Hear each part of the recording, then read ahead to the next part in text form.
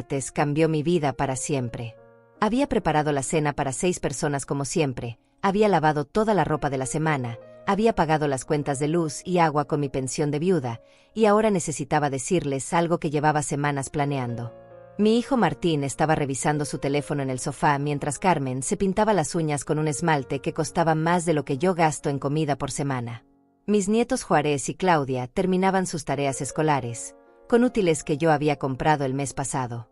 Respiré profundo y apagué el televisor.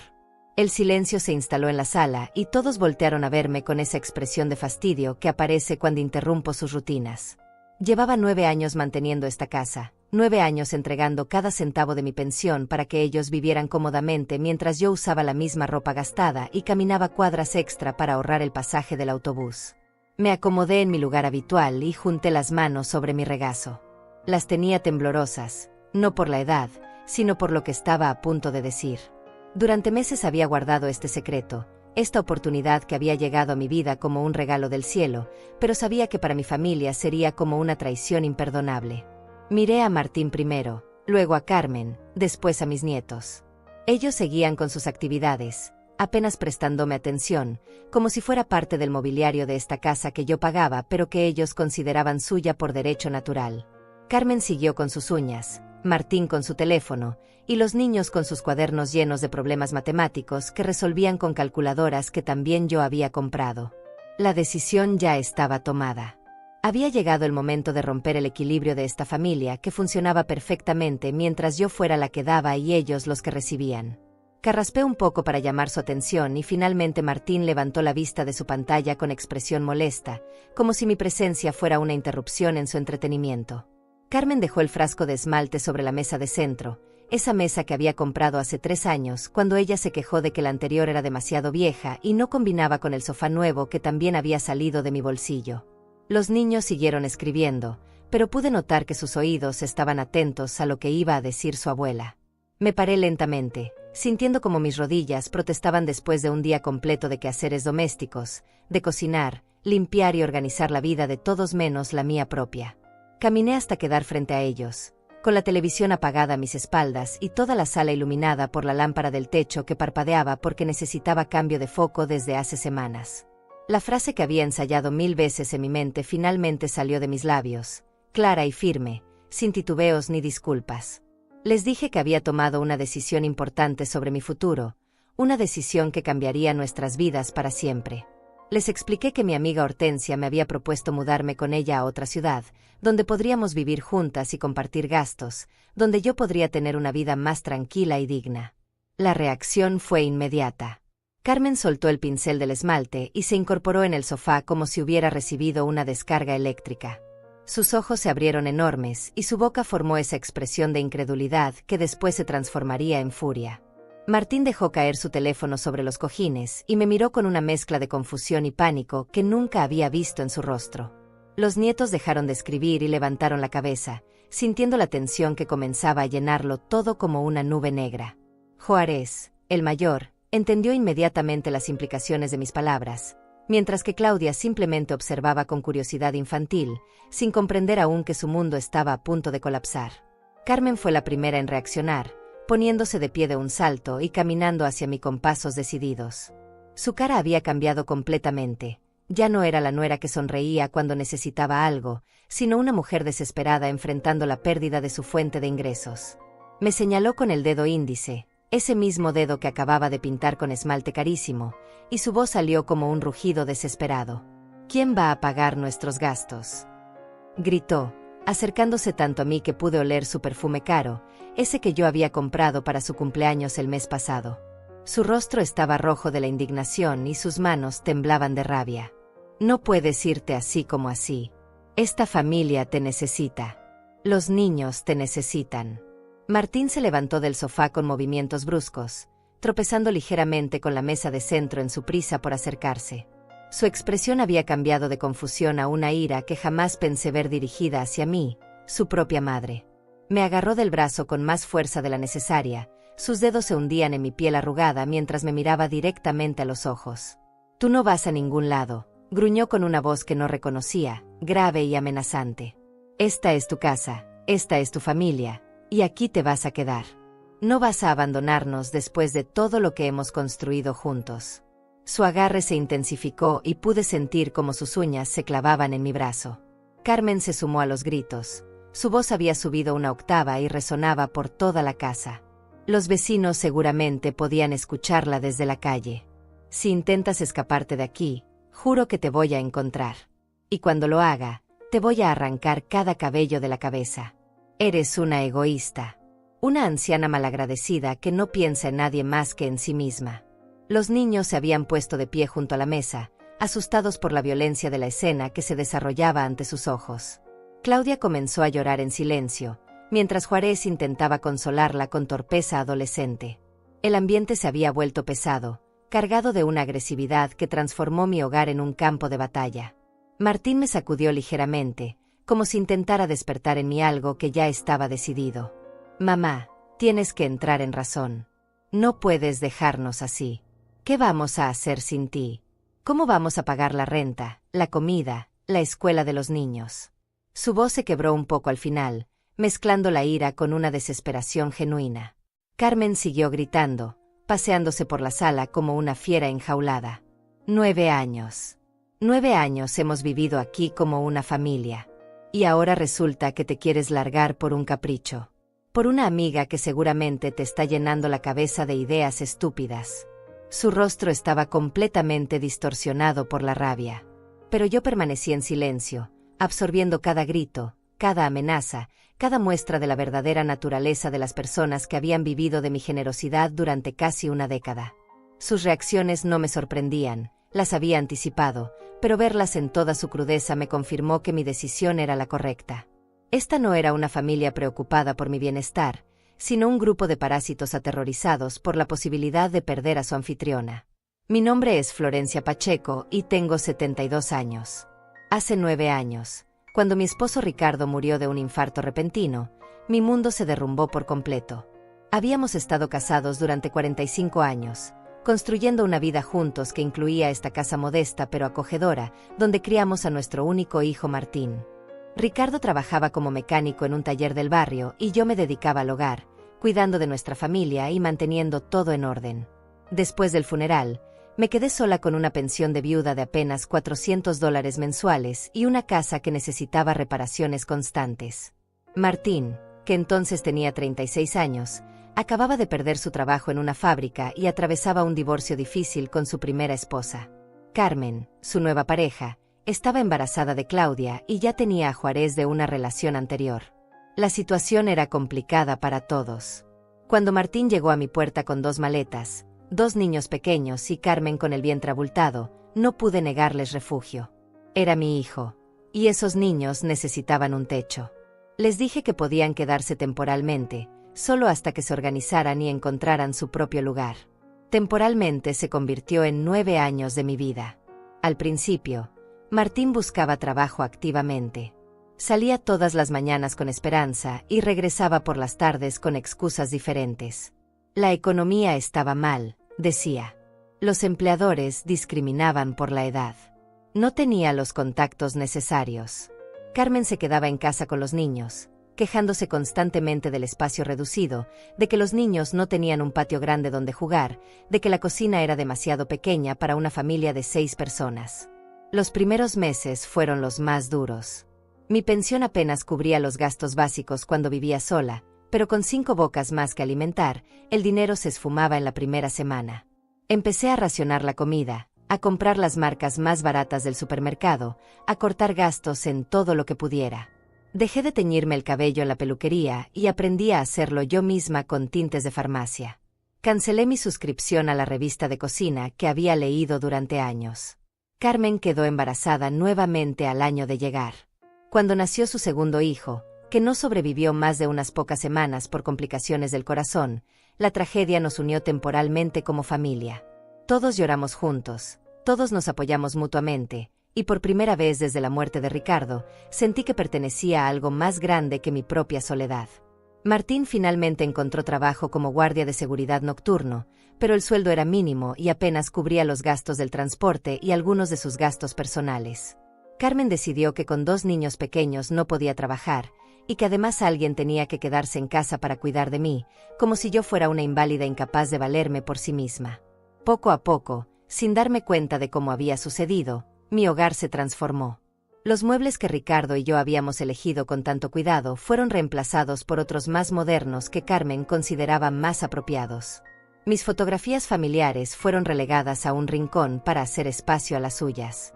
Mi dormitorio principal se convirtió en la habitación de la pareja, mientras yo me mudé al pequeño cuarto de costura que habíamos usado como almacén. La rutina se estableció naturalmente. Yo me levantaba primera para preparar el desayuno de todos antes de que Martín se fuera a trabajar y los niños a la escuela. Después limpiaba la casa, lavaba la ropa, hacía las compras con la lista que Carmen me daba cada mañana. Por las tardes ayudaba a los niños con las tareas escolares, mientras Carmen veía sus telenovelas favoritas o hablaba por teléfono con sus amigas. Los gastos crecían constantemente. Los niños necesitaban ropa nueva cada temporada, zapatos deportivos de marca, útiles escolares específicos, uniformes para las actividades extracurriculares. Carmen requería productos de belleza, ropa de moda, tratamientos para el cabello. Martín gastaba dinero en cerveza los fines de semana y en apuestas deportivas que según él algún día nos harían ricos. Mi pensión de $400 mensuales se estiraba de maneras que desafiaban las leyes de la matemática. Aprendí a hacer milagros con $20 de comida para toda la semana, a remendar calcetines hasta que quedaban más remiendo que calcetín original, a usar la misma blusa durante años hasta que prácticamente se deshacía en mis manos. Cuando los niños crecieron y sus necesidades se volvieron más costosas, Carmen comenzó a sugerir que yo solicitara préstamos bancarios usando la casa como garantía. Al principio me resistí, pero las presiones constantes y la culpa que me hacían sentir por no contribuir más a los gastos familiares finalmente me convencieron. Saqué un préstamo de $5,000 que se destinó a reparaciones de la casa y a cubrir gastos médicos de Juárez cuando se rompió el brazo jugando fútbol. Los años pasaron y mi papel en la familia se solidificó como el de la proveedora silenciosa.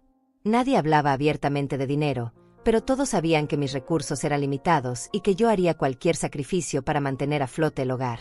Dejé de comprarme ropa nueva, de visitar al médico regularmente, de darme pequeños gustos como un café en la plaza los domingos. Carmen se había vuelto la señora de la casa, tomando todas las decisiones importantes sobre decoración, menús, horarios y reglas. Martín se había acomodado en su papel de hijo adulto sin responsabilidades reales, trabajando lo mínimo necesario y gastando sus ingresos en entretenimiento personal. Los nietos me veían como la abuela que siempre estaba disponible para todo, pero nunca como una persona con necesidades propias. La transformación había sido tan gradual que no me di cuenta de cuando dejé de ser la dueña de mi propia casa para convertirme en una empleada doméstica no remunerada que además pagaba todos los gastos. Cada mañana me despertaba en mi pequeño cuarto, miraba por la ventana hacia el jardín que ya no podía mantener como me gustaba, y me preguntaba cómo había llegado hasta ahí. Pero fue hasta la noche de aquel martes, cuando les anuncié mi decisión de mudarme, que finalmente entendí la verdadera naturaleza de mi situación. Sus gritos desesperados, sus amenazas, su pánico ante la posibilidad de perder su fuente de ingresos me mostraron con claridad brutal que para ellos yo nunca había sido una madre o abuela querida. Era simplemente un recurso económico que debía mantenerse funcionando a toda costa. Esa revelación, aunque dolorosa, me liberó de años de culpa y dudas sobre mis propios sentimientos. Los últimos 5 años habían sido especialmente difíciles. Mis $400 de pensión ya no alcanzaban para nada, pero cada mes seguía entregándoselos completos a Carmen para que manejara los gastos de la casa.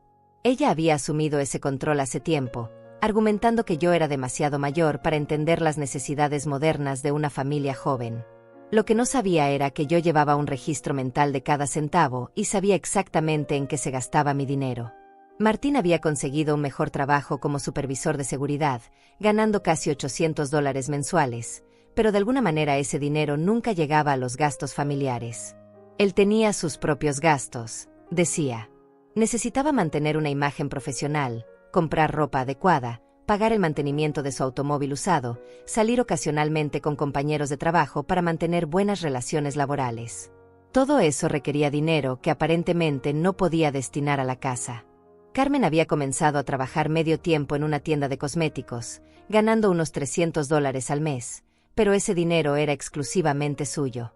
Lo destinaba a tratamientos de belleza, ropa nueva, salidas con amigas y regalos para sí misma que según ella se merecía después de años de sacrificio cuidando a los niños y manteniéndome a mí.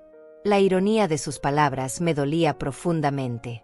Mientras tanto, yo había desarrollado un sistema de supervivencia que rayaba en lo heroico. Me levantaba a las 5 de la mañana para aprovechar las ofertas de pan del día anterior en la panadería del barrio.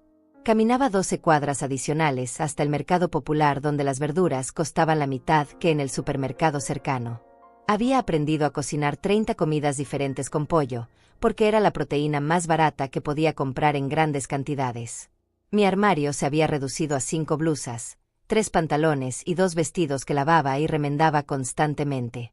Usaba los mismos zapatos negros desde hace 4 años, con las suelas tan gastadas que cuando llovía tenía que caminar con cuidado para no resbalar. Mi abrigo de invierno tenía más de 15 años y varios remiendos invisibles que yo misma había hecho durante las noches solitarias. Los domingos eran especialmente dolorosos. Carmen se vestía con ropa nueva para ir a la iglesia. Llevaba un bolso que costaba más de lo que yo gastaba en comida durante un mes completo. Martín usaba perfumes caros y relojes que yo nunca había visto en las tiendas baratas donde hacía mis compras ocasionales. Los nietos llevaban zapatos deportivos de marca y ropa de moda que sus compañeros de escuela envidiaban. Mientras ellos lucían prósperos y bien vestidos, yo caminaba detrás como la abuela pobre de la familia, con mi vestido remendado y mis zapatos desgastados. Los miembros de la congregación me miraban con una mezcla de lástima y curiosidad, preguntándose cómo era posible que una familia aparentemente exitosa tuviera una anciana tan desaliñada entre ellos. La comida se había convertido en mi mayor desafío diario. Había aprendido a preparar milagros culinarios con ingredientes básicos, pero las demandas de la familia crecían constantemente. Carmen quería cortes de carne específicos para las cenas, Martín exigía cervezas importadas para los fines de semana, los nietos pedían snacks de marca y bebidas azucaradas que costaban el doble que las genéricas. Cuando intentaba sugerir alternativas más económicas, Carmen me respondía con esa sonrisa condescendiente que había perfeccionado a lo largo de los años. «Ay, suegrita, no podemos vivir como pobres. Los niños necesitan una alimentación adecuada, y Martín trabaja muy duro para merecer algunas comodidades. Además, a tu edad deberías preocuparte menos por el dinero y más por disfrutar a tu familia». Había comenzado a saltarme comidas regularmente. Desayunaba solo café negro y una tostada, almorzaba las sobras de lo que preparaba para la familia, y muchas noches cenaba únicamente té con galletas saladas. Cuando Carmen notaba que había perdido peso, me regañaba por no cuidarme adecuadamente y amenazaba con llevarme al médico, como si yo fuera una niña irresponsable. Los gastos médicos eran otro tema doloroso. Cuando los nietos necesitaban atención médica, no escatimábamos en gastos. Médicos privados, medicamentos de marca, tratamientos especializados, todo pagado con préstamos que yo solicitaba usando mi casa como garantía. Pero cuando yo tenía molestias o dolores, Carmen sugería remedios caseros y me recordaba que a mi edad era normal sentirse mal ocasionalmente. Mi presión arterial había subido considerablemente en los últimos años, pero el medicamento recetado costaba $60 mensuales que la familia consideraba un gasto innecesario. En su lugar, Carmen me daba aspirinas genéricas y me aconsejaba caminar más y preocuparme menos. Los mareos matutinos y los dolores de cabeza se habían vuelto compañeros constantes de mis días. El tema de las reparaciones de la casa era particularmente frustrante. Cuando algo se rompía en las áreas comunes, como el televisor de la sala o la lavadora, se reparaba inmediatamente sin importar el costo. Pero cuando la ventana de mi pequeño cuarto comenzó a filtrarse durante las lluvias, Carmen me dijo que podíamos posponerla hasta el próximo año porque no era urgente. Pasé 3 inviernos colocando baldes para recoger el agua y durmiendo con mantas adicionales.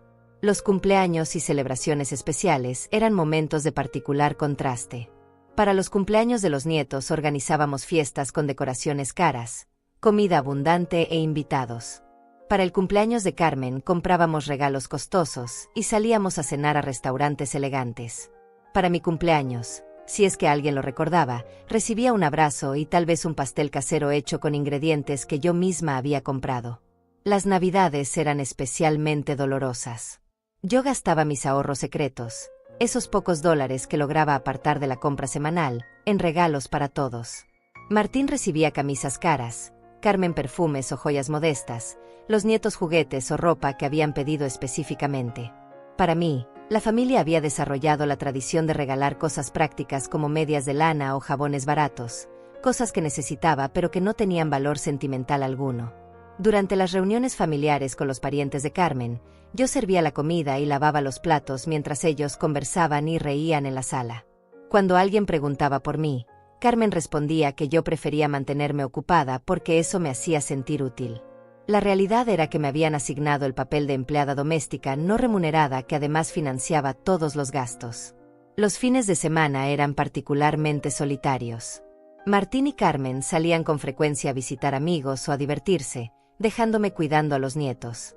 Cuando regresaban tarde la noche, oliendo alcohol y riéndose fuertemente, yo ya estaba acostada en mi pequeño cuarto, preguntándome cuándo había perdido el derecho a tener mi propia vida social.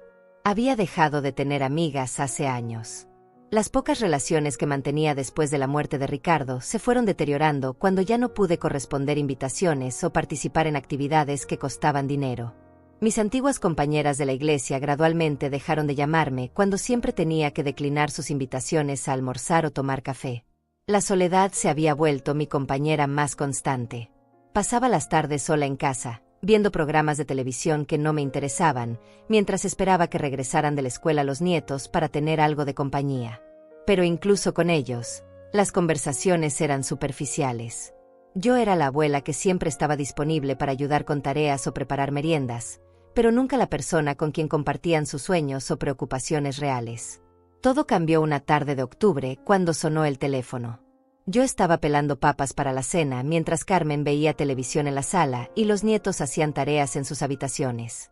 Era Hortensia Vázquez, mi amiga de la infancia, con quien había perdido contacto hace más de 5 años debido a mi situación económica y la imposibilidad de mantener una vida social normal. Hortensia había enviudado el año anterior y me llamaba con una propuesta que inicialmente sonó como un sueño imposible. Su esposo le había dejado una casa modesta pero cómoda en una ciudad costera a 3 horas de distancia, donde el costo de vida era significativamente menor que en nuestra ciudad actual. Además, había heredado una pequeña pensión adicional que complementaba sus ingresos de jubilación. Mi querida Florencia, me dijo con esa voz cálida que recordaba de nuestros días de juventud, he estado pensando mucho en ti desde que enviudé. Sé que has tenido momentos difíciles desde que perdiste a Ricardo, y quiero proponerte algo que podría beneficiarnos a ambas. Tengo esta casa grande para mí sola, y tú tienes experiencia manejando un hogar. ¿Qué te parecería si viviéramos juntas y compartiéramos todos los gastos? La propuesta era tentadora, pero parecía irreal. Hortensia me explicó que su casa tenía 3 dormitorios, un jardín pequeño pero bien cuidado, y estaba ubicada en un barrio tranquilo donde conocía a varios vecinos de su edad. Los gastos mensuales, divididos entre 2 personas, no superarían los $200 por cada una, incluyendo servicios, alimentación y gastos básicos. Pero lo que más me emocionó fue la descripción de la vida que podríamos tener. Hortensia había mantenido contacto con un grupo de señoras que se reunían 2 veces por semana para tejer, intercambiar recetas y conversar. Los domingos organizaban excursiones pequeñas a la playa cercana o a mercados locales donde vendían productos caseros. Había una biblioteca pública con actividades para adultos mayores y un centro comunitario que ofrecía clases de ejercicios adaptados para nuestra edad. Escuchándola describir esa vida, me di cuenta de cuánto había renunciado en los últimos años. No recordaba la última vez que había tenido una conversación profunda con alguien de mi edad, o cuando había hecho algo simplemente por placer personal. La idea de tener mi propia habitación nuevamente, de poder decidir qué comer sin considerar los gustos caprichosos de otros, de disponer libremente de mi tiempo, me pareció un lujo inalcanzable.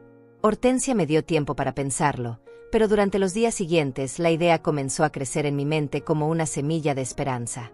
Calculé mentalmente mis finanzas y me di cuenta de que con mis $400 de pensión, tendría $200 libres cada mes después de cubrir mi parte de los gastos compartidos. $200 que podrían destinarse a mi medicación para la presión arterial, ropa nueva, pequeños gustos personales, o simplemente ahorros para emergencias.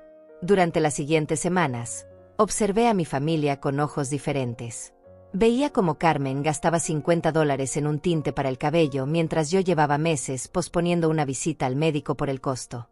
Notaba cómo Martín compraba cerveza importada cada fin de semana, pero se quejaba cuando yo necesitaba dinero para medicamentos básicos. Observaba a los nietos desperdiciando comida cara mientras yo medía cada porción que me servía. Una tarde, mientras limpiaba la casa vacía porque todos habían salido sin invitarme, encontré un recibo de compra que Carmen había dejado sobre la mesa de la cocina. Había gastado $120 en cosméticos y productos de belleza en una sola visita a la tienda. Esa cantidad era más de lo que yo tenía para gastos personales en 3 meses completos. La revelación me golpeó como una bofetada fría. Mientras yo me privaba de necesidades básicas para mantener a flote los gastos familiares, ellos se daban lujos constantemente sin consideración alguna por mi bienestar. Había normalizado mi sacrificio hasta el punto de volverlo invisible, como si fuera mi obligación natural proveer mientras ellos recibían. Llamé a Hortensia esa misma noche desde el teléfono de la cocina, cuando todos dormían. Le dije que había tomado mi decisión, pero que necesitaba tiempo para planear mi salida cuidadosamente. Sabía que la reacción de mi familia sería explosiva y quería estar preparada para todas las posibles consecuencias. Hortensia me tranquilizó explicándome que ella había pasado por una situación similar con sus propios hijos después de enviudar. La diferencia era que ella había tomado la decisión de poner límites antes de que la situación se volviera insostenible. Me contó cómo había tenido que ser firme con sus hijos adultos cuando intentaron mudarse a su casa después de la muerte de su esposo, y cómo esa firmeza inicial les había enseñado a valorar su independencia. También me habló de las mujeres que conocía en su nueva ciudad, muchas de las cuales habían pasado por experiencias similares. Señoras que habían dedicado décadas de sus vidas a familias que las habían dado por sentado, hasta que finalmente decidieron reclamar sus años dorados para sí mismas. Sus historias me dieron esperanza y me hicieron entender que no estaba sola en esta situación. Durante las siguientes semanas comencé a hacer preparativos secretos. Guardé documentos importantes en una pequeña caja que escondí debajo de mi cama. Reuní fotografías familiares que realmente significaban algo para mí, especialmente las de Ricardo y los primeros años de Martín, cuando aún éramos una familia verdadera. Aparté discretamente algunos objetos de valor sentimental que no quería perder. También comencé a ahorrar dinero de maneras creativas. Cuando Carmen me daba dinero para la compra semanal, lograba ahorrar algunos dólares comprando marcas más baratas o aprovechando ofertas especiales. En lugar de comprar pan fresco todos los días, compraba más cantidad cuando estaba en oferta y lo congelaba. Cada dólar ahorrado lo guardaba en un sobre escondido dentro de un libro viejo de recetas.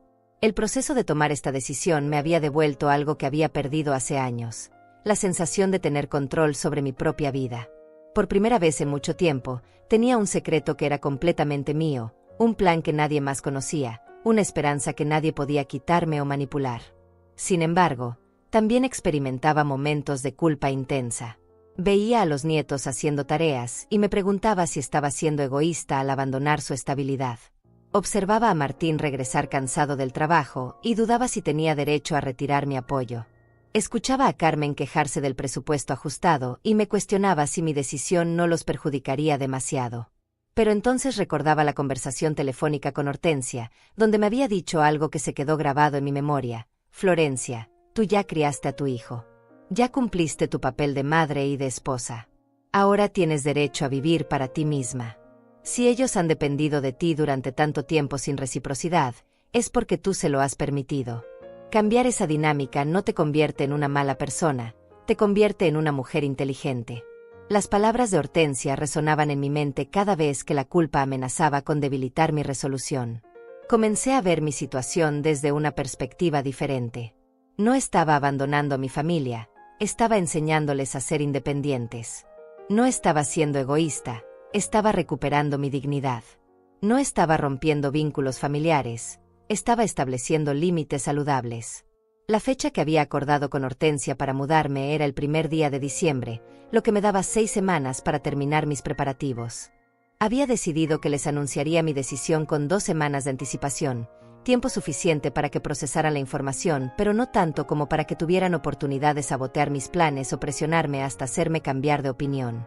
Después de anunciar mi decisión aquella noche de martes, la casa se sumergió en un caos que jamás había imaginado posible. Carmen continuaba gritando con una intensidad que hacía temblar los cristales de las ventanas, mientras Martín me mantenía sujeta del brazo con una fuerza que me estaba dejando marcas moradas en la piel. Los nietos habían corrido a refugiarse en sus habitaciones, asustados por la violencia que se había desatado en la sala. «No puedes hacernos esto», No después de todo lo que hemos sido como familia. Carmen caminaba en círculos como un animal herido, gesticulando dramáticamente con las manos. Hemos construido una vida juntos. Los niños te ven como su segunda madre. Y ahora resulta que todo eso no significa nada para ti. Su voz se quebró en sollozos teatrales que no me conmovieron en absoluto. Durante años había visto esas mismas lágrimas aparecer cada vez que necesitaba dinero extra para algún capricho o cuando quería manipular una situación a su favor. Eran lágrimas calculadas, lágrimas de cocodrilo que había aprendido a usar como herramienta de control emocional. Martín me soltó bruscamente y comenzó a caminar de un lado al otro de la sala, pasándose las manos por el cabello con desesperación. Mamá, tienes que entender que nosotros también tenemos sentimientos. No somos unos extraños que llegaron a aprovecharse de ti. Somos tu familia, tu sangre. ¿Cómo puedes pensar en abandonarnos así? Su argumento sonaba ensayado, como si hubiera estado preparando esta conversación desde hace tiempo, anticipando que algún día yo podría rebelarme contra mi papel de proveedora silenciosa. Pero sus ojos no mostraban dolor genuino, sino pánico económico. Era el miedo de un hombre adulto que había vivido cómodamente durante años sin asumir responsabilidades reales. Carmen se acercó nuevamente, pero esta vez con una estrategia diferente. Se sentó en el sofá y adoptó una pose de mujer devastada, con las manos cubriéndose el rostro y los hombros temblorosos. Su voz salió entrecortada, como si estuviera haciendo un esfuerzo sobrehumano por controlar sus emociones. Florencia, quizás no nos hemos expresado bien, pero tú eres el corazón de esta familia. Sin ti, todo se desmorona. Los niños van a sufrir terriblemente. Van a pensar que su abuela los abandonó porque no los quiere lo suficiente. ¿Realmente puedes vivir con esa culpa? La manipulación emocional era tan obvia que me sorprendió no haberla reconocido antes en otras situaciones. Carmen había perfeccionado el arte de usar a los nietos como escudos emocionales cada vez que necesitaba obtener algo de mí. Cuando quería dinero extra para ropa, mencionaba que los niños necesitaban cosas para la escuela. Cuando deseaba que yo cuidara a los nietos durante el fin de semana, me recordaba lo importante que era para ellos tener tiempo de calidad con su abuela. Martín se unió al ataque emocional, sentándose a mi lado e intentando tomar mis manos con una gentileza forzada que contrastaba brutalmente con la agresividad que había mostrado minutos antes. Mamá, sé que a veces las cosas se ponen difíciles, pero eso es normal en todas las familias. Podemos hablar, podemos hacer cambios, podemos encontrar soluciones que funcionen para todos. ¿Qué tipo de cambios? Le pregunté con voz tranquila, mirándolo directamente a los ojos. Martín pareció sorprendido por mi pregunta, como si no hubiera esperado que yo pidiera detalles específicos de sus promesas vagas. Bueno, podemos reorganizar los gastos, distribuir mejor las responsabilidades, asegurar que tú tengas más tiempo para ti misma, balbuceó sin convicción. Sus palabras sonaban huecas porque ambos sabíamos que había tenido 9 años para implementar esos cambios y nunca había mostrado la menor intención de hacerlo. Carmen se incorporó rápidamente, secándose lágrimas que yo no había visto derramar realmente. Exacto. Podemos hacer que esto funcione mejor para todos. Yo puedo conseguir más horas de trabajo. Martín puede buscar un empleo adicional los fines de semana. Podemos contratar a alguien para que te ayude con la limpieza. Sus promesas eran desesperadas e irreales. Carmen había tenido múltiples oportunidades de trabajar tiempo completo, pero siempre encontraba excusas para mantener su horario de medio tiempo. Martín había rechazado ofertas de trabajo adicional en el pasado, argumentando que necesitaba tiempo libre para descansar y mantener su rendimiento en el empleo principal. Los nietos aparecieron tímidamente en la entrada de la sala, atraídos por los gritos pero temerosos de acercarse demasiado. Juárez, con sus 16 años, había desarrollado la capacidad de leer las tensiones familiares, mientras que Claudia, de 14, simplemente parecía confundida y asustada por el caos emocional que había presenciado. Carmen inmediatamente los utilizó como refuerzo para su argumento emocional. Miren a sus rostros. Están aterrorizados pensando que su abuela va a abandonarlos. Juárez, dile a tu abuela lo importante que es para ti. Claudia, explícale que no puede irse.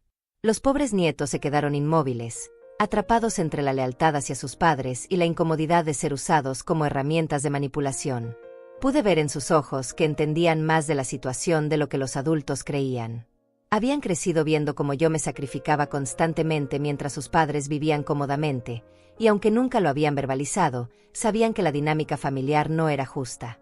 Martín se levantó abruptamente y comenzó una nueva línea de ataque, esta vez más agresiva y directa. Mamá, si realmente nos dejas, vas a destruir esta familia. Los niños van a crecer pensando que las promesas familiares no significan nada, que cuando las cosas se ponen difíciles, simplemente puedes huir y abandonar tus responsabilidades. Sus palabras me golpearon porque tocaban mis miedos más profundos sobre el impacto de mi decisión en los nietos. Pero también me ayudaron a clarificar mis pensamientos. Si mi presencia en esta familia se basaba únicamente en mi capacidad de proveer recursos económicos, entonces no era realmente una abuela querida, sino una empleada doméstica que además pagaba por el privilegio de trabajar. Carmen cambió nuevamente de estrategia, adoptando un tono de víctima incomprendida. Florencia, tal vez no te hemos demostrado suficiente aprecio, pero eso no significa que no te valoremos. Es solo que la vida diaria es tan demandante que a veces olvidamos expresar nuestros sentimientos. Pero eso puede cambiar, podemos ser más conscientes, más agradecidas. La palabra agradecidas me pareció particularmente reveladora.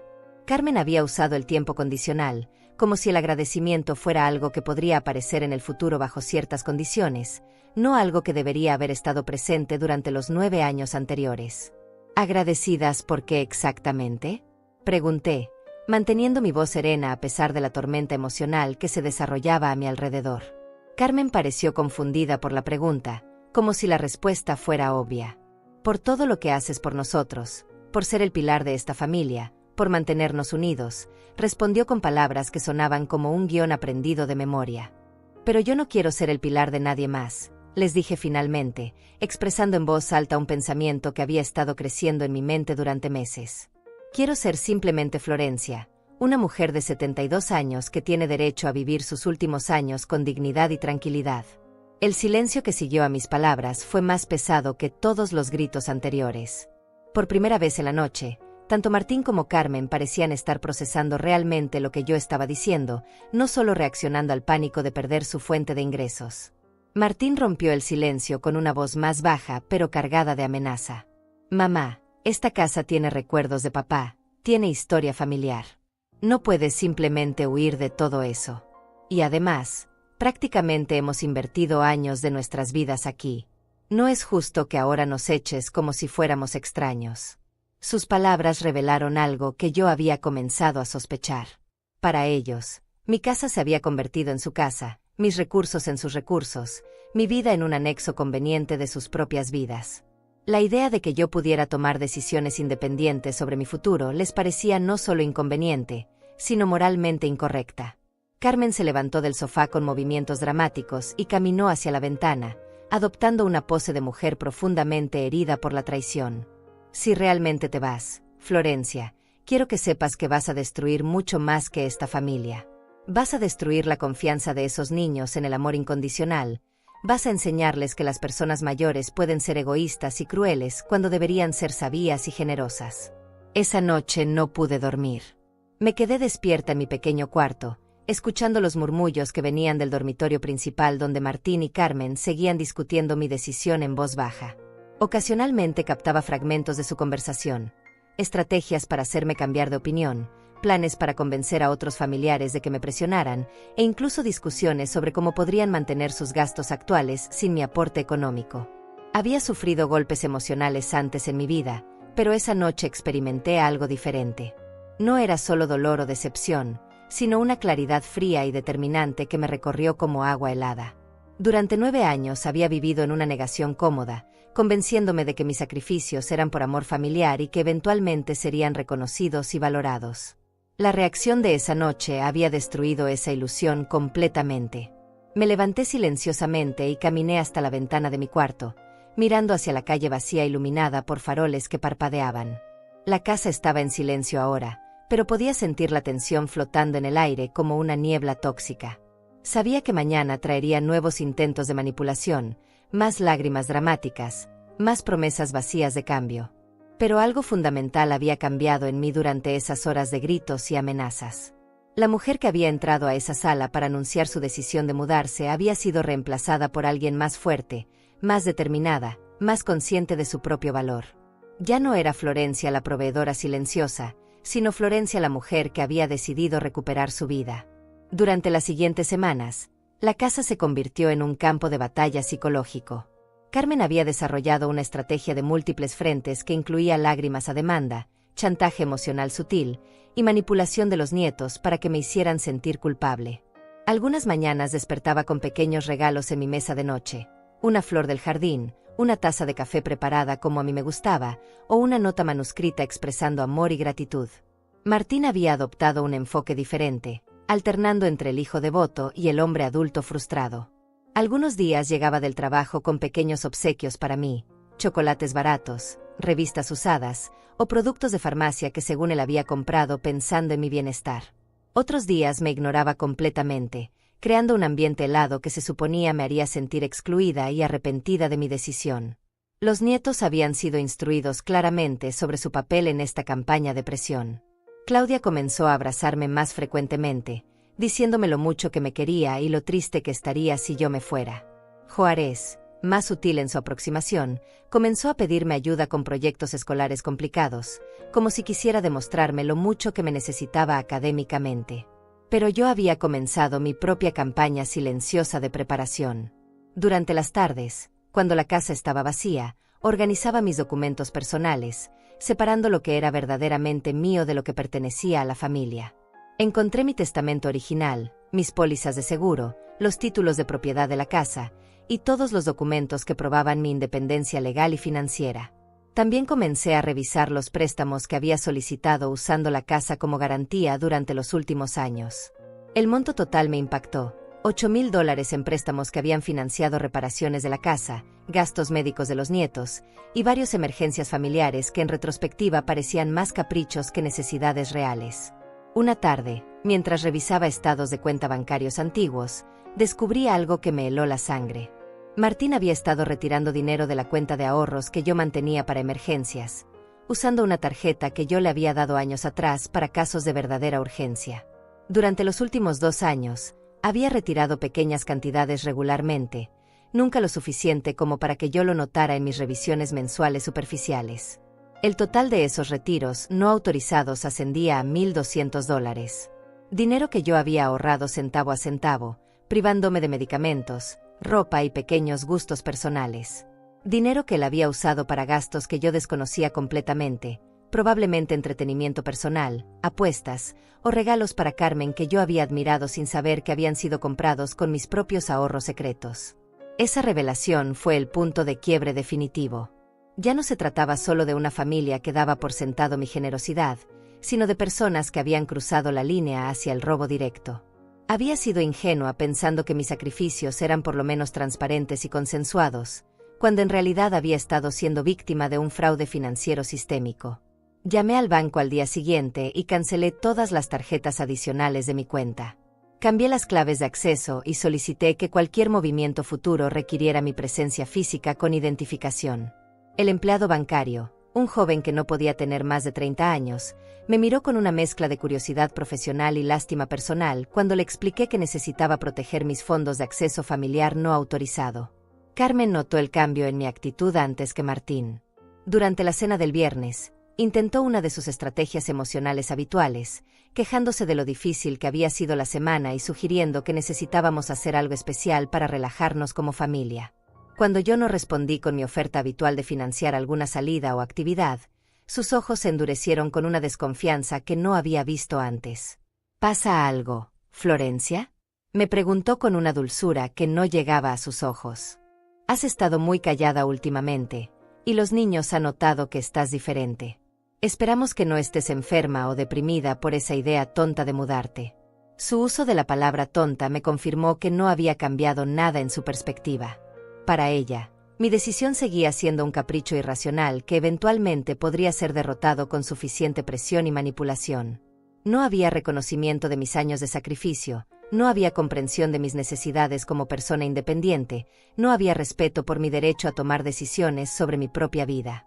Estoy perfectamente bien, Carmen, respondí con una tranquilidad que la desconcertó visiblemente. Simplemente estoy evaluando muchas cosas de mi vida y tomando decisiones que debía haber tomado hace años. Martín dejó de comer y me miró con atención renovada. ¿Qué tipo de decisiones, mamá? Su voz tenía un matiz de alarma que intentaba disfrazar como curiosidad casual. Decisiones sobre mi futuro, mis finanzas, mis relaciones y mi bienestar general, respondí sin dar detalles específicos. He vivido muchos años poniendo las necesidades de otros antes que las mías, y eso va a cambiar. El silencio que siguió fue denso e incómodo. Los nietos intercambiaron miradas confundidas, sintiendo la tensión pero sin entender completamente las implicaciones de mis palabras. Carmen y Martín, sin embargo, entendieron perfectamente que algo fundamental había cambiado en la dinámica familiar. Esa noche, después de que todos se fueran a dormir, me senté en la cocina con una taza de té y una libreta que había comprado esa tarde. Comencé a escribir una lista detallada de todos los gastos que yo cubría mensualmente, todos los préstamos que había solicitado para beneficio familiar, y todos los pequeños robos financieros que había descubierto. Los números eran abrumadores y reveladores. También escribí otra lista, cosas que quería hacer en mi nueva vida con Hortensia. Quería aprender a usar una computadora para mantener contacto con viejas amigas que vivían lejos. Quería tomar clases de pintura en el centro comunitario. Quería leer libros que había postergado durante años por falta de tiempo y tranquilidad mental. Quería caminar por la playa en las mañanas sin preocuparme por preparar desayuno para 5 personas. Escribiendo esa segunda lista, me di cuenta de cuánto había renunciado sin siquiera notarlo. No solo había entregado mi dinero y mi tiempo, sino que había perdido mi identidad como persona independiente. Me había convertido en un recurso familiar, una función más que una persona, un medio para que otros vivieran cómodamente mientras yo me desvanecía lentamente en el fondo. La semana siguiente, Hortensia me llamó para confirmar los detalles de mi mudanza. Su voz sonaba emocionada y esperanzada, completamente diferente al ambiente tóxico que se había instalado en mi casa. Me contó sobre las mejoras que había hecho en la habitación que sería mía, sobre los vecinos que estaban ansiosos por conocerme, sobre las actividades que habíamos planeado para mis primeras semanas en la nueva ciudad. Escuchando su entusiasmo, me di cuenta de cuánto tiempo había pasado desde que alguien se emocionara genuinamente por mi bienestar. Hortensia no me veía como una fuente de recursos o una solucionadora de problemas, sino como una amiga querida que merecía felicidad y tranquilidad en sus años dorados. Cuando colgué el teléfono, encontré a Carmen parada en la entrada de la cocina, con una expresión que no había visto antes. Era una mezcla de curiosidad, sospecha y algo que podría haber sido miedo. Había estado escuchando mi conversación, y por primera vez parecía entender que mi decisión era real, definitiva e irreversible. La mañana del domingo decidí que había llegado el momento de actuar. Durante las últimas semanas había tolerado los intentos de manipulación, las promesas vacías de cambio, y las lágrimas dramáticas de Carmen. Pero mi paciencia se había agotado completamente cuando encontré a Martín hurgando en mi pequeña caja de documentos personales mientras yo estaba en el mercado. Había regresado más temprano del esperado y lo encontré en mi cuarto, con mis papeles esparcidos sobre la cama, claramente buscando algo que pudiera usar para complicar mi mudanza. Cuando me vio en la puerta, su rostro se puso rojo de vergüenza, pero inmediatamente adoptó una actitud defensiva.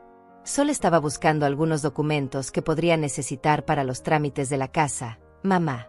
No es nada personal, murmuró mientras intentaba recoger los papeles con movimientos torpes. Esos son mis documentos privados. Martín, no tienes derecho a revisarlos sin mi permiso, le dije con una firmeza que lo sorprendió. Su expresión cambió de vergüenza a irritación, como si yo fuera la que estaba siendo irrazonable. Mamá, esta es la casa familiar. Algunos de esos documentos nos afectan a todos, especialmente si estás planeando hacer algo drástico que pueda perjudicarnos, respondió con un tono que claramente intentaba justificar su invasión de privacidad. Esa fue la gota que derramó el vaso. En ese momento tomé la decisión de acelerar mis planes y ejecutar inmediatamente la estrategia que había estado desarrollando durante semanas. Ya no podía esperar hasta diciembre para mudarme. Necesitaba actuar antes de que ellos encontraran maneras de sabotear mi independencia. Esa misma tarde, mientras Martín trabajaba y Carmen había salido con las amigas gastando dinero que no había ganado, me senté con los nietos en la sala. Era hora de que ellos supieran la verdad sobre la situación familiar, no la versión filtrada que sus padres les habían estado contando. Juárez, Claudia, necesito hablar con ustedes sobre algo muy importante, comencé con voz suave pero seria. Durante años he estado manteniendo esta casa y esta familia con mi pensión de viuda. Su papá y su mamá han vivido cómodamente gracias a mi dinero, mientras yo me he privado de cosas básicas para asegurarme de que ustedes tuvieran todo lo que necesitaban. Los dos me miraron con expresiones confundidas. Juárez, siendo el mayor, comenzó a entender las implicaciones de mis palabras, mientras que Claudia simplemente parecía sorprendida por la información. Pero abuela, nosotros pensábamos que papá mantenía la casa con su trabajo, dijo Claudia con inocencia genuina. Nunca nos dijeron que tú pagabas nuestros gastos. Lo sé, mi niña. Sus padres no querían que ustedes se sintieran mal por la situación. Pero ahora que voy a mudarme, es importante que entiendan por qué tomo esta decisión, expliqué pacientemente. Juárez había estado haciendo cálculos mentales y su expresión mostraba que comenzaba a comprender la magnitud de la situación económica real. Abuela, ¿eso significa que cuando te vayas, no vamos a poder seguir viviendo aquí? Es muy probable, Juárez. Esta casa está a mi nombre, y los gastos mensuales son más altos de lo que sus padres pueden cubrir solos. Pero eso no es mi responsabilidad resolver. Su papá es un hombre adulto de 45 años, y es hora de que asuma completamente el cuidado de su propia familia. Claudia comenzó a llorar, pero no con las lágrimas manipuladoras que había aprendido de su madre, sino con una tristeza genuina de niña que acababa de descubrir que su mundo no era tan estable como había creído. ¿Significa que ya no nos quieres?, preguntó con voz quebrada. Las quiero mucho, a ambos. Pero quererlos no significa que deba sacrificar mi propia vida y bienestar por ustedes. He pasado 72 años en este mundo, y tengo derecho a vivir mis últimos años con dignidad y tranquilidad, respondí con una firmeza gentil. Esa noche, después de que Carmen regresara de su salida, escuché una discusión violenta en el dormitorio principal. Martín le había contado sobre la conversación que había tenido conmigo y sobre el hecho de que yo había hablado directamente con los nietos. Carmen estaba furiosa porque había perdido el control sobre la narrativa familiar. Al día siguiente, lunes por la mañana, ejecuté la primera fase de mi plan. Mientras todos dormían, salí temprano hacia el centro de la ciudad y visité a un abogado especializado en derecho familiar y patrimonial. Había encontrado su información en las páginas amarillas y había llamado la semana anterior para solicitar una cita urgente. El licenciado Hernández, un hombre de unos 50 años con experiencia en casos similares al mío, revisó todos mis documentos con atención profesional. Le expliqué detalladamente mi situación familiar, los préstamos que había solicitado, los gastos que había estado cubriendo, y mi decisión de mudarme a otra ciudad. Señora Pacheco, usted tiene todos los derechos legales para tomar estas decisiones, me confirmó después de revisar los títulos de propiedad de la casa. Esta propiedad está completamente a su nombre, no hay conyugal de por medio, y usted puede disponer de ella como considere conveniente. Le pedí que preparara los documentos necesarios para poner la casa en venta inmediatamente. También solicité que me ayudara a cancelar todas las cuentas de servicios que estaban a mi nombre, para transferirlas a Martín o cancelarlas definitivamente. Quería asegurarme de que cuando me fuera, no quedaran vínculos financieros que pudieran ser usados para manipularme o presionarme. El abogado me explicó que el proceso de venta podría tomar entre 2 y 3 meses, pero que yo podía mudarme inmediatamente si así lo deseaba. También me ayudó a redactar una carta legal dirigida a mi familia, explicando formalmente mis decisiones y estableciendo los plazos para que encontraran alternativas habitacionales. Regresé a casa al mediodía, con todos los documentos legales en una carpeta nueva y una sensación de poder que no había experimentado en años. Por primera vez en mucho tiempo, yo tenía el control completo de la situación, y ellos iban a tener que adaptarse a mis decisiones en lugar de obligarme a ceder a las suyas. Carmen estaba en la cocina preparando almuerzo cuando llegué.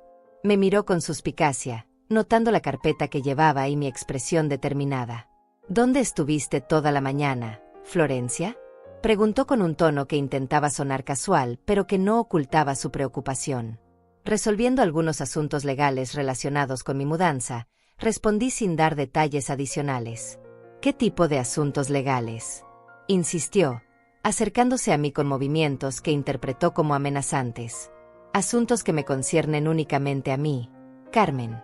Ya no vas a estar enterada de cada detalle de mi vida personal, respondí con una frialdad que la desconcertó visiblemente. Esa tarde, cuando Martín regresó del trabajo, reuní a toda la familia en la sala para una conversación final. Saqué la carta que el abogado había preparado y la leí en voz alta, sin permitir interrupciones. La carta establecía claramente que la casa sería puesta en venta inmediatamente, que todos los servicios serían transferidos o cancelados dentro de 30 días, y que yo me mudaría a mi nueva residencia en exactamente 2 semanas. También especificaba que cualquier intento de interferir con estos planes sería considerado acoso y podría resultar en acciones legales. El silencio que siguió a la lectura fue absoluto. Carmen había perdido completamente su color habitual. Martín parecía estar procesando información que no había anticipado, y los nietos simplemente observaban con una mezcla de miedo y fascinación. «Esto es una locura total, mamá», finalmente dijo Martín con voz temblorosa. «No puedes destruir esta familia por un capricho egoísta. No puedes echarnos a la calle como si fuéramos delincuentes». «No los estoy echando, Martín. Les estoy dando 30 días para que encuentren sus propias soluciones habitacionales. Son adultos independientes, y es hora de que actúen como tales», respondí manteniendo mi tono profesional y distante. Carmen explotó en lágrimas dramáticas, pero esta vez yo no sentí ni un ápice de compasión. Habían tenido años para valorar mi generosidad y construir una relación familiar genuina. En lugar de eso, habían elegido explotarme sistemáticamente mientras fingían afecto. «Esto es crueldad pura. Estás destruyendo a 2 niños inocentes por tu egoísmo senil», gritó Carmen con una histeria que ya no me afectaba. «Los niños van a aprender una lección valiosa sobre la importancia del trabajo, la responsabilidad y la gratitud», respondí calmadamente. «Lecciones que ustedes no han sido capaces de enseñarles durante todos estos años». Esa noche, por primera vez desde que había anunciado mi decisión, dormí profundamente y sin culpa.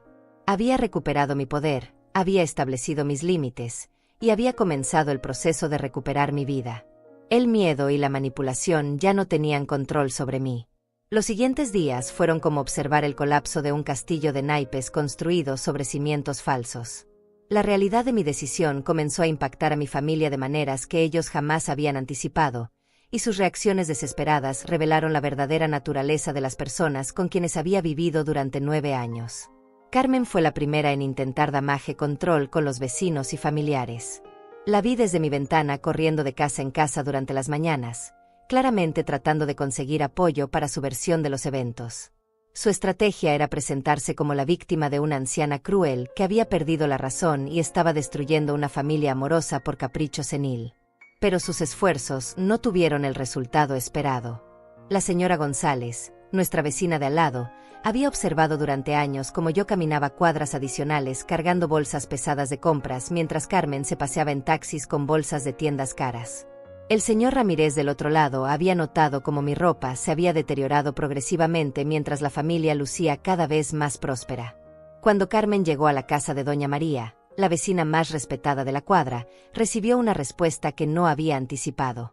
Doña María me contó después que le había dicho directamente: «Mija, he visto cómo esa pobre mujer se sacrifica por ustedes durante años. Si fuera mi nuera, ya la habría puesto en su lugar hace mucho tiempo». El intento de Carmen de conseguir apoyo se convirtió en una humillación pública cuando se corrió la voz por el barrio sobre la verdadera situación económica de la familia. Los vecinos comenzaron a verlos con otros ojos, ya no como la familia próspera que aparentaban ser, sino como parásitos que habían estado viviendo del sacrificio de una anciana. Martín tomó un enfoque diferente, pero igualmente desesperado. Comenzó a llamar a familiares lejanos, algunos de los cuales no había contactado en años, tratando de conseguir que me presionaran para cambiar de opinión. Llamó a mi hermana que vive en otra ciudad, a primos que apenas recordaba, incluso a antiguos compañeros de trabajo de Ricardo. Pero estos familiares, cuando escucharon los detalles de la situación, reaccionaron de manera opuesta a lo que Martín esperaba. Mi hermana me llamó directamente para felicitarme por finalmente haber tomado control de mi vida. Mis primos expresaron indignación por cómo había sido tratada y me ofrecieron apoyo moral para mi decisión. La tía Carmen, hermana de mi difunto esposo y una mujer de 80 años con un carácter fuerte, le dijo a Martín por teléfono algo que toda la casa escuchó: «Muchacho sinvergüenza, tu madre ya crió a su hijo y cumplió sus obligaciones. Si a los 45 años no puedes mantener tu propia familia, el problema no es de ella, es tuyo». Los nietos comenzaron a entender gradualmente la magnitud del cambio que se avecinaba. Juárez, con su pragmatismo adolescente, comenzó a buscar trabajos de medio tiempo para después de clases. Había comprendido que sus padres no tenían los recursos para mantener su nivel de vida actual, y que él tendría que contribuir económicamente si quería seguir teniendo las comodidades a las que estaba acostumbrado. Claudia, más emocional que su hermano, pasó por varias etapas de duelo. Primero intentó convencerme con lágrimas y abrazos, luego me ignoró completamente durante 3 días, después trató de negociar conmigo prometiendo que ella podría ayudar más en la casa, y finalmente llegó a una aceptación resignada de la situación. Una tarde, Claudia se acercó a mí mientras yo empacaba mis pertenencias personales. «Abuela, entiendo por qué te vas», me dijo con una madurez que me sorprendió. «Papá y mamá nunca nos dijeron que tú pagabas todo. Pensábamos que éramos una familia normal. Eres una niña muy inteligente, Claudia. Algún día entenderás que a veces las personas que más amamos son las que más nos lastiman, no por maldad, sino por ignorancia», le respondí mientras acariciaba su cabello. La crisis financiera real comenzó a manifestarse cuando llegaron las primeras facturas después de que yo cancelara mi contribución automática a los gastos de la casa. La cuenta de luz, que siempre había sido pagada puntualmente con mi pensión, llegó con un aviso de corte de servicio. La hipoteca mensual, que yo había estado cubriendo desde que refinanciamos la casa, se atrasó por primera vez en años. Carmen intentó desesperadamente conseguir créditos bancarios, pero descubrió que sin mi firma como aval y sin ingresos suficientes comprobables, ninguna institución financiera estaba dispuesta a prestarles dinero. Su trabajo de medio tiempo en la tienda de cosméticos generaba apenas $300 mensuales, y el sueldo de Martín de $800 no era suficiente para cubrir gastos que habían estado acostumbrados a que yo pagara. Fue entonces cuando comenzaron los intentos desesperados de chantaje emocional más sofisticado. Carmen organizó una cena familiar especial, cocinando mis platillos favoritos con ingredientes caros que compró fiado en la tienda del barrio. Durante la cena, toda la familia me colmó de atenciones y expresiones de amor que sonaban forzadas y calculadas. Después de la cena, Martín me presentó un plan detallado que había estado preparando durante días. Había creado un presupuesto familiar que supuestamente demostraba cómo podrían contribuir más a los gastos de la casa si yo decidía quedarme. Según sus cálculos, él podría conseguir horas extras en el trabajo, Carmen podría trabajar tiempo completo, e incluso los nietos podrían conseguir trabajos de fin de semana. «Mamá, mira estos números», me dijo mostrándome hojas llenas de cálculos optimistas. «Podemos hacer que esto funcione para todos. Tú podrías quedarte con $200 completos de tu pensión cada mes para tus gastos personales. Nosotros cubrimos todo lo demás. Es una propuesta justa para todos». Lo que no mencionaba en su plan era que esas promesas requerían cambios drásticos en sus hábitos de gasto y estilo de vida que nunca habían demostrado voluntad de hacer. Carmen tendría que renunciar a sus tratamientos de belleza, Martín a sus cervezas y apuestas, los nietos a sus marcas de ropa caras.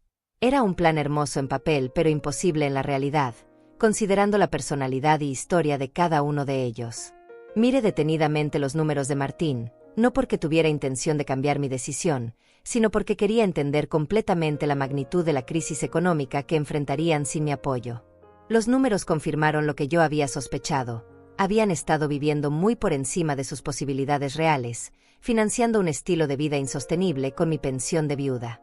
«Es una propuesta interesante, Martín, pero llegaste 9 años tarde con esta oferta», le respondí devolviendo los papeles. Durante todo ese tiempo tuve que mendigar cada dólar que necesitaba para mis gastos personales, mientras ustedes vivían como si mi dinero fuera suyo por derecho divino. La desesperación de Carmen alcanzó nuevos niveles cuando se dio cuenta de que mis decisiones eran irreversibles. Comenzó a tener ataques de pánico dramáticos, especialmente cuando llegaban facturas o avisos de cobranza. Una mañana la encontré llorando histéricamente en la cocina, rodeada de papeles de deudas que se habían acumulado en solo 2 semanas. «No podemos pagar nada.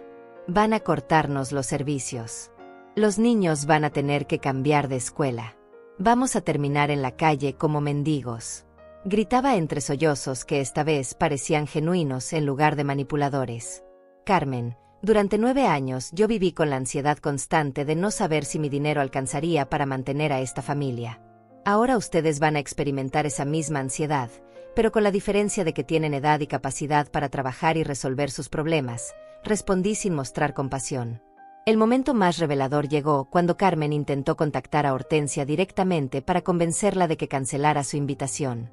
Había conseguido el número telefónico revisando mis papeles personales, y le había hecho una llamada larga explicándole que yo estaba pasando por una crisis emocional y que mi decisión de mudarme era producto de confusión mental relacionada con la edad. Hortensia me contó después sobre esa conversación. Carmen le había pintado un cuadro de una familia devastada por el abandono de una abuela egoísta, y le había sugerido que sería más bondadoso de su parte retirar la invitación para evitar la destrucción de un hogar feliz. Pero Hortensia, que me conocía desde la infancia, había visto a través de la manipulación inmediatamente. Le había respondido a Carmen que una mujer de 72 años tenía todo el derecho del mundo a decidir dónde y cómo vivir sus últimos años, y que cualquier familia que se opusiera a la felicidad y tranquilidad de su matriarca evidentemente no merecía los sacrificios que había estado haciendo. Cuando me enteré de esta llamada, sentí una mezcla de indignación y alivio. Indignación por la audacia de Carmen al intentar sabotear mi nueva oportunidad de vida, y alivio por tener una amiga que entendía completamente mi situación y me apoyaba incondicionalmente. La humillación pública de la familia se intensificó cuando el banco comenzó el proceso de cobranza de los préstamos que yo había solicitado usando la casa como garantía. Los funcionarios bancarios llegaron a hacer inspecciones de la propiedad, y todo el barrio se enteró de que la familia que había aparentado prosperidad durante años en realidad tenía serios problemas financieros. Los nietos comenzaron a experimentar las consecuencias sociales en sus escuelas. Sus compañeros, que provenían del mismo barrio, se enteraron a través de sus padres sobre la situación real de la familia. Juárez me contó que algunos compañeros le habían preguntado si era cierto que su abuela los había echado de la casa por ingratos. En lugar de sentir lástima por ellos, me sentí satisfecha de que finalmente estuvieran enfrentando las consecuencias naturales de sus acciones. Durante años habían vivido una mentira cómoda financiada por mi sacrificio, y ahora la realidad los estaba alcanzando de manera inevitable. 6 meses después de mudarme con Hortensia a la pequeña ciudad costera, recibí una carta de Martín. Era la primera comunicación que tenía con mi familia desde el día que salí de la casa con mis 2 maletas pequeñas y la caja de documentos importantes. La carta llegó un martes por la mañana, mientras Hortensia y yo desayunábamos en el pequeño jardín que habíamos convertido en nuestro rincón favorito para tomar café. La letra de Martín se veía temblorosa, muy diferente a su escritura habitual. Me contaba que habían tenido que mudarse a un apartamento pequeño en las afueras de la ciudad, que Carmen había conseguido un trabajo de tiempo completo en una fábrica, y que él estaba trabajando 2 empleos para poder cubrir los gastos básicos. Los nietos habían tenido que cambiar de escuela y habían perdido muchas de las comodidades a las que estaban acostumbrados. Pero lo que más me llamó la atención de la carta no fueron los detalles de sus dificultades económicas, sino el tono. Por primera vez en 9 años, Martín me escribía con respeto genuino. No había reproches, no había intentos de manipulación emocional, no había promesas vacías de cambio. Era simplemente el relato honesto de un hombre adulto que había aprendido, quizás demasiado tarde, el valor real de la independencia y la responsabilidad. Al final de la carta, Martín escribía algo que me emocionó profundamente. Mamá, ahora entiendo lo que significaba para ti mantenernos durante todos esos años. Nunca había trabajado tanto en mi vida, y aún así apenas logramos cubrir nuestras necesidades básicas. No sé cómo pudiste hacerlo con solo $400 de pensión. Espero que algún día puedas perdonarnos por no haber valorado tu sacrificio cuando deberíamos haberlo hecho. Esa misma tarde, mientras caminaba por la playa como había hecho cada día durante los últimos meses, reflexioné sobre el camino que había recorrido desde aquella noche explosiva de martes cuando anuncié mi decisión de mudarme. El contraste entre mi vida anterior y mi vida actual era tan dramático que a veces me costaba creer que fuera la misma persona. Mis mañanas ahora comenzaban a las 8, no a las 5. Me levantaba cuando mi cuerpo había descansado suficiente, preparaba una taza de café como a mí me gustaba, y salía al jardín a ver crecer las flores que Hortensia y yo habíamos plantado juntas. No había gritos pidiendo desayuno, no había ropa sucia acumulándose, no había listas de compras con productos caros que yo no podía permitirme. Mi presión arterial había bajado significativamente desde que comencé a tomar la medicación adecuada con regularidad. Con $200 disponibles cada mes después de cubrir mi parte de los gastos compartidos, por primera vez en años podía costear mi tratamiento médico sin sacrificar otras necesidades básicas. También había podido comprar ropa nueva, no muchas piezas, pero de buena calidad y que me hacían sentir digna cuando salía a la calle. Hortensia y yo habíamos desarrollado una rutina diaria que me llenaba de una paz que había olvidado que existía. Las mañanas las dedicábamos a tareas domésticas ligeras, cada una responsable de ciertas áreas de la casa, pero sin la presión agobiante de servir a una familia completa. Las tardes las pasábamos con nuestro grupo de amigas, tejiendo, intercambiando recetas, o simplemente conversando sobre libros, películas y memorias de nuestras vidas. Los domingos se habían convertido en mi día favorito de la semana. Hortensia y yo íbamos a la misa matutina en la pequeña iglesia del pueblo, donde nadie nos conocía como algo más que dos señoras amigas que habían decidido vivir juntas para acompañarse mutuamente. Después de la misa, caminábamos por el mercado local, comprando productos frescos de pescadores y agricultores de la zona. Por las tardes dominicales, nos sentábamos en la terraza con vista al mar, leyendo o simplemente observando las gaviotas y los pescadores que regresaban con sus capturas del día. Esos momentos de silencio compartido me habían enseñado la diferencia entre estar sola y estar en paz. En mi vida anterior, estaba rodeada de gente pero profundamente sola. Ahora, con una sola compañía genuina, me sentía completa. La venta de mi casa anterior se había completado 3 meses después de mi mudanza. El dinero obtenido me había permitido pagar completamente los préstamos pendientes y quedarme con un pequeño capital que invertí en un certificado de depósito bancario. Por primera vez en mi vida adulta, tenía ahorros reales y la seguridad de saber que podría enfrentar emergencias sin depender de nadie más. Claudia me había escrito 2 cartas durante estos meses. Sus cartas eran diferentes a la de Martín, más emocionales pero también más maduras. Me contaba sobre su nueva escuela, sobre cómo había tenido que aprender a valorar las cosas que antes daba por sentadas, y sobre cómo la experiencia la había hecho apreciar más el trabajo que hacía su padre y el esfuerzo que ahora hacía su madre. En su segunda carta, Claudia escribía algo que me tocó profundamente. Abuela, al principio estaba muy enojada contigo por habernos dejado. Pero ahora que he visto lo duro que trabajan papá y mamá para mantenernos, entiendo que tú trabajabas igual de duro o más cuando vivías con nosotros. La diferencia es que ellos reciben salario por su trabajo, y tú nunca recibiste nada más que críticas y exigencias. Mi relación con el grupo de señoras del pueblo había evolucionado más allá de lo que había esperado. Al principio era simplemente una actividad social para combatir la soledad, pero gradualmente se había convertido en una red de apoyo genuino. Estas mujeres, muchas de ellas viudas que habían pasado por experiencias similares a la mía, me habían enseñado que era posible construir familia elegida basada en respeto mutuo y cariño genuino.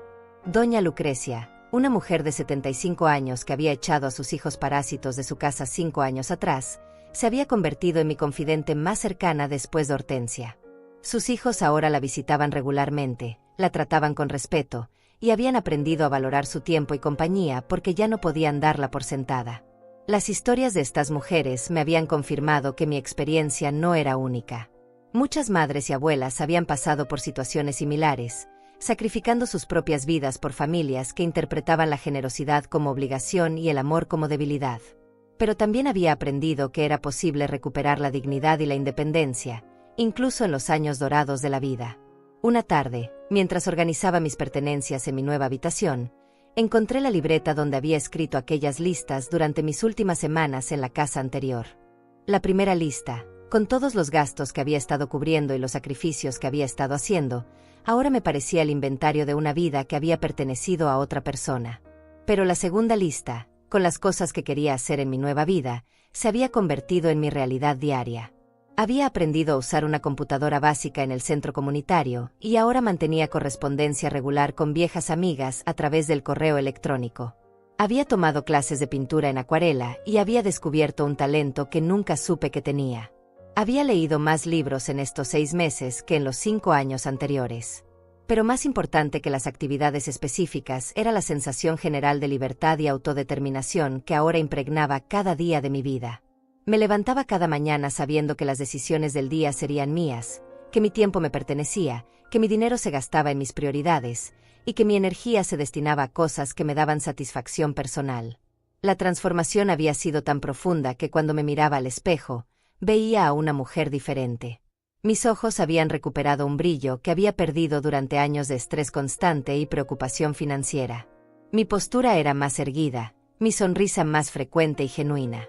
Incluso mi salud física había mejorado notablemente desde que había eliminado el estrés crónico de mi vida diaria. Hortensia me había comentado varias veces lo diferente que me veía comparado con la mujer agobiada que había llegado a su puerta 6 meses atrás.